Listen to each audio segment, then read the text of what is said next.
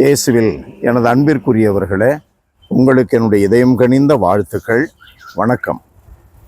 அன்பானவர்களே, இன்றைய சிந்தனைக்கென்று லூக்கா நற்செய்தி 19வது அதிகாரம் 1-10 வரை நமக்கு கொடுக்கப்பட்டுள்ளது. இயேசுவும் சக்கேயுவும். இந்த நிகழ்வில் ஆண்டவர் இயேசு ஒரு தனி மனிதனுக்கு எவ்வளவு முக்கியத்துவம் கொடுக்கிறார் சக்கேயுவிற்கு. அது நமக்கு சுட்டி காட்டுவது என்ன? நம் ஒவ்வொருவருக்கும் பாவிகள், பலவீனர்கள், நெருக்கடியில் வாழ்பவர்கள், வாழ முடியாது என்ற ஒரு நிலையில் தவித்து கொண்டிருப்பவர்கள், பயந்து போய் வாழ்கிறவர்கள், பதட்டத்தில் இருப்பவர்கள், நம் ஒவ்வொருவருக்கும் ஆண்டவர் இயேசு தனிப்பட்ட கவனத்தை செலுத்துகிறார். அவருடைய வார்த்தைகளை கேட்பதற்கு திரளாக மக்கள் உடனே வருகிறார்கள். அவர்களையெல்லாம் விட்டுவிட்டு சக்கேயுவில் அவருடைய கவனம் செல்லுகிறது. சக்கேயுவை பெயர் சொல்லி அழைக்கிறார். அப்படி என்றால் ஒரு சிறப்பான நிகழ்வு காத்திருக்கிறது என்று பொருள். சக்கேயுவினுடைய வீட்டிற்கு செல்லுகிறார். அந்த வீட்டை சுத்தப்படுத்துகிறார். சக்கேயுவினுடைய இதயத்திற்குள்ளே செல்லுகிறார். பாவங்களை மன்னிக்கிறார்.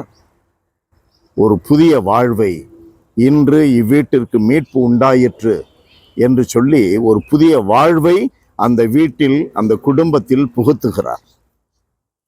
அன்பானவர்களே, நம்முடைய வாழ்விலே நாம் சக்கேயுவை போல பாவியாக இருக்கிறோம், பலவீனர்களாக இருக்கிறோம்.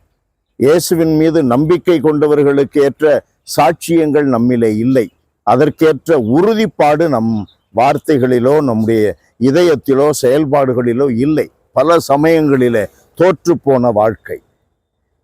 ஆனால் இயேசுவை பார்க்க அவன் வழி தேடினான். நாம் ஒரு அடி எடுத்து வைத்தால் கடவுள் மீதமுள்ள 99 அடியும் எடுத்து வைத்து நம்மை காக்கிறார். நாம் முயற்சி எடுத்தால் போதும், மீதம் அனைத்தும் கடவுளுடைய களஞ்சியத்திலிருந்து நமக்கு வந்து சேரும். மீட்பிற்காக, வாழ்வுக்காக தடைகள் உடைத்து நம்மை வாழ்விற்குள்ளே இட்டு செல்வதற்காக ஆண்டவருடைய களஞ்சியம் நமக்கு திறக்கப்படும். இயேசு நம்முடைய இதயத்தில் வருவார்.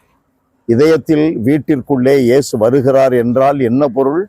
குடும்ப ஜபம் வழியாக, ஜபமாலை வழியாக, ஞாயிறு திருப்பலி வழியாக, அருட்சாதனம், முக்கியமாக ஒப்புரவு அருட்சாதனம் வழியாகவெல்லாம் நாம் இயேசுவை தேடுகிறோம். இயேசு நம்மிடம் வருவார். உள்ளத்திலே வந்தால் என்ன நடக்கும்? இவ்வீட்டிற்கு, இந்த குடும்பத்திற்கு, இந்த நபருக்கு மீட்பு உண்டாயிற்று. ஞாயிறு கடன்களை தீர்ப்பதே இல்லை, வருடக்கணக்கிலே பாவ அறிக்கை செய்வதே இல்லை, இயேசுவை சந்திக்க வழி தேடுவதே இல்லை. மீட்பின் பலன்களை எப்படி அனுபவிக்க முடியும்? ஜபமாலையை தொட்டு மீட்பின் வரலாற்றை தியானிக்க முன் வருவதே இல்லை. எப்படி இழந்து போன நம்மை கடவுள் மீட்பார், திரும்பவும் அழைத்து கொள்ளுவார்? அது எப்படி நடக்கும்? அன்பு நிறைந்த எங்கள் இறைவா, உம்மை போற்றி புகழுகிறோம், தாழ்மையோடு ஆராதிக்கிறோம். ஆண்டவரே, சக்கேயு பெரிய பாவி என்று மக்களால் ஒதுக்கப்பட்டவராக இருந்தார்.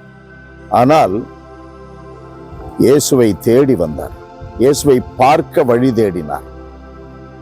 அந்த ஒரு சிறிய முனை அளவு வாய்ப்பு இருந்தால் கூட, வாய்ப்பை பயன்படுத்தி கொண்டால் கூட, தெய்வங்களுக்கெல்லாம் மேலானவர் நீர், எங்களை பிடித்து கொள்ளுகிறீர், பற்றி கொள்ளுகிறீர், உயர்த்தி பிடிக்கிறீர், ஆசீர்வதிக்கிறீர். ஆண்டவரே, எங்களுக்கு எவ்வளவு வாய்ப்புகளை பயன்படுத்த நீர் வாசலை திறந்தே வைத்திருக்கிறீரே.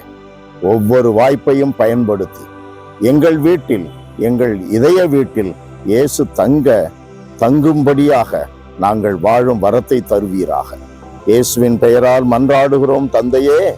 ஆமென், ஆமென்.